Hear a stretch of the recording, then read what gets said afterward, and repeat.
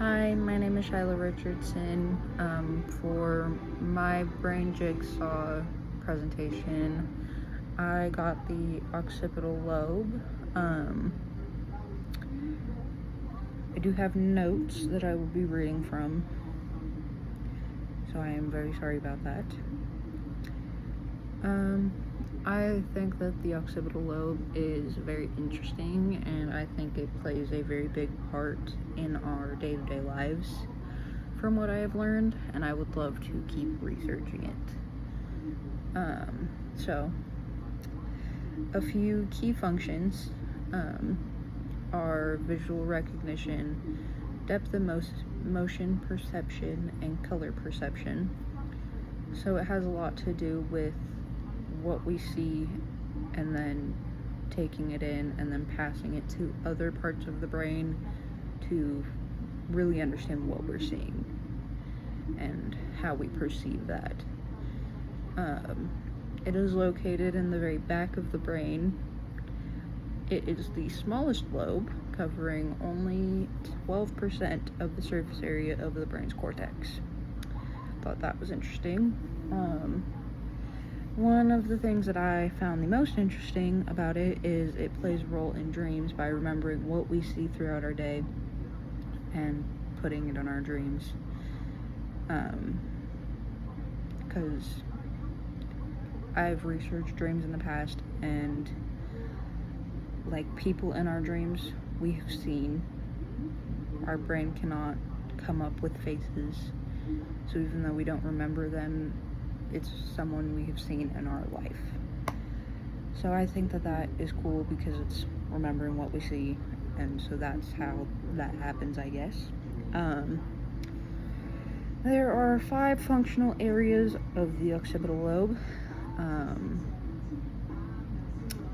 The last one I cannot pronounce, but I will try.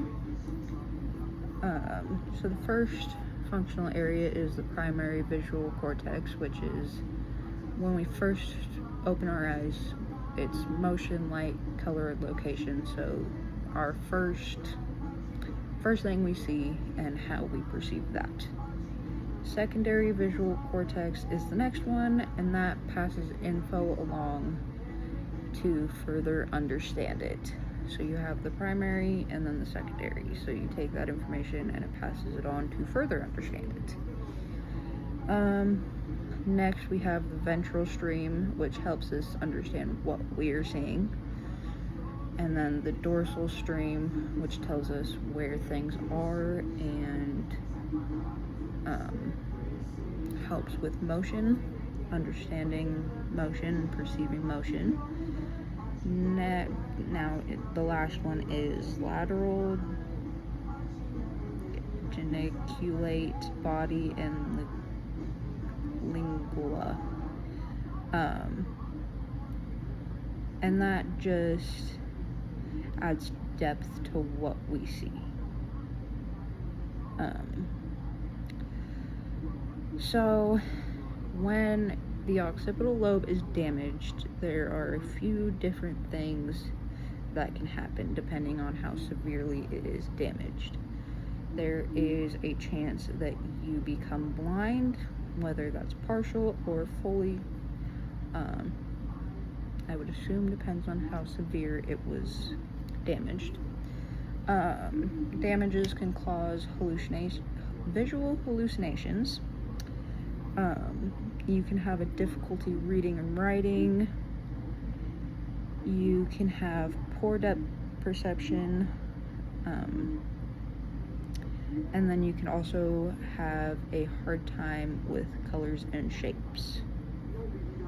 And then a few conditions that they believe are connected to the occipital lobe is autism, depression, epilepsy, and schizophrenia, which I think is very interesting, and I wish that there was more research on those in the article that we were given.